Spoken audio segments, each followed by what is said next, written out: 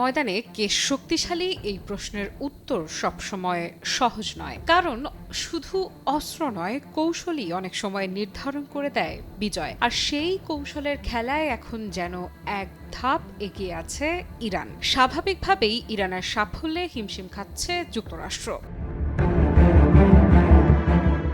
সামরিক শক্তির দিক থেকে যুক্তরাষ্ট্র ইরানের থেকে বহু গুণ এগিয়ে, কিন্তু বাস্তবতা হচ্ছে এই যুদ্ধ তারা দ্রুত শেষ করতে পারছে না। কেন?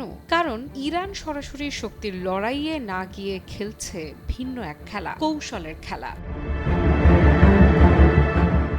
এই কৌশলের কেন্দ্রবিন্দুতে রয়েছে হরমুজ প্রণালী। বিশ্বের প্রায় 20% তেল এই সংকীর্ণ জলপথ দিয়ে পরিবাহিত হয়। ইরান বারবার দেখিয়ে দিয়েছে চাইলেই তারা এই পথ আংশিক বা পুরোপুরি অচল করে দিতে পারে, আর সেটাই হয়ে উঠেছে তাদের সবচেয়ে বড় অস্ত্র।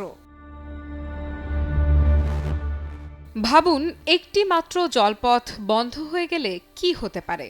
তেলের দাম হু হু করে বাড়বে, বিশ্ববাজারে অস্থিরতা ছড়িয়ে পড়বে, অর্থনীতি চাপে পড়বে। ঠিক এই জায়গাটিতেই আটকে যাচ্ছে যুক্তরাষ্ট্র। তারা জানে একটি বড় হামলা মানেই হতে পারে বৈশ্বিক জ্বালানি সংকট।